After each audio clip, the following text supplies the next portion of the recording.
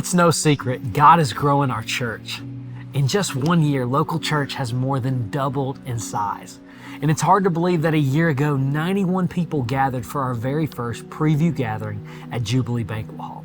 And now, hundreds of people call local church their home. From the very beginning, our goal has never been just to build a crowd on Sundays. Our heart has always been to multiply disciple makers, people who seek God, who make disciples, and carry the mission of Jesus into their local communities. And God is doing it. Week after week, new people are coming, lives are being changed, and our people are being sent together on mission. But here's the challenge. Our church is growing faster than our space can handle. Right now, we rent Jubilee every Sunday, and it costs almost $1,800 a week to rent the entire building. And on some months, that's over $9,000 a month, just to gather for 7 hours. That means more than $250 an hour for a space that we cannot rent throughout the week for youth ministry or training leaders, pastoral care, or equipping disciple makers in classroom environments. Now, we're thankful for Jubilee. It's been a blessing, but we've reached the point where our growth is being limited by the space that we rent, and we want to change that. We want to launch a youth ministry. We want to train and send more disciple makers, and we want a space that can serve as a hub for ministry 24/7 right here in Knoxville. So we're at a crossroads as a church, and we really have two options. The first is we could wait. We could wait until we have a permanent space before we start a youth ministry. Or we could wait until we have every dollar we need before we start investing in other church plants. Or we could hold off doing anything new until we feel completely ready. And by doing so, we might actually stunt the growth that God seems to be bringing our way. Or option two is we could step out in faith now. Because the truth is, God is bringing us teenagers. God is already filling our church with college students. And God is already positioning us for future multiplication. And I believe this is the moment to move forward, to give what we have, to trust God with the rest, and watch Him miraculously multiply it. That's why we're launching the Multiply Offering, our year-end generosity initiative designed to multiply the mission of local church. This offering has two parts. The first part is by giving a one-time year-end gift. Your gift will fuel 3 Multiply lanes that will move our mission forward in 2026. The first Multiply lane is church planting. We want to help plant 2 new churches, one globally and one locally. Now, globally in Lusaka, Zambia, we're partnering with our friends at Caris in Action to complete the construction of a church building in the village of Poblana Central. This congregation has been faithfully raising funds and building as they can.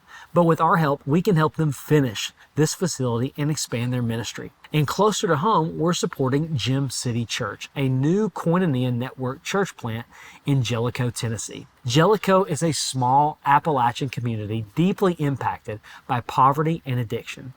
And we're going to help them remodel their gathering space so we can bring new hope to a community that many have forgotten. Now, we realize we need a building here, but our desire as a church is to step out in faith and begin investing in other churches now. By giving to this lane, you're helping multiply disciple-making churches both here and around the world.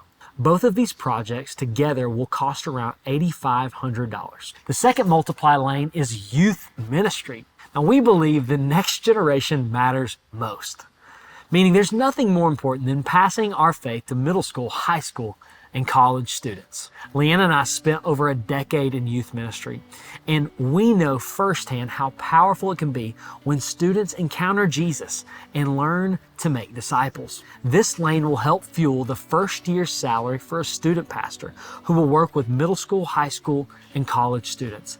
And it will cover the startup costs needed to launch a thriving youth ministry. We believe that the startup cost will be an upfront investment of around $81,000. Your giving will help us build a foundation that will bear fruit for generations. The third lane is our future facility lane. Through this lane, we'll begin preparing now for a permanent facility. While we're not ready to buy or build just yet, we do want to start saving towards a down payment or the remodel of an existing space so that when God opens the door, we're ready to walk through it. That means we have a total goal of raising $150,000 this winter. And while that may not seem like a large amount to you, we know that God is able to do abundantly more than what we could ever ask or imagine. The second way to participate is by committing to give a tithe. A tithe is the first 10% of your income that you give to God's work through the local church. Tithing isn't just about money, it's about worship, trust, and partnership in the mission of God. Your tithe will create the capacity needed to purchase a future facility. For example, right now, our annual church's budget is around $354,000. Which means we need around $29,000 a month to sustain ministry. Our current facility costs around $6,000 to $9,000 a month, depending on the space we rent.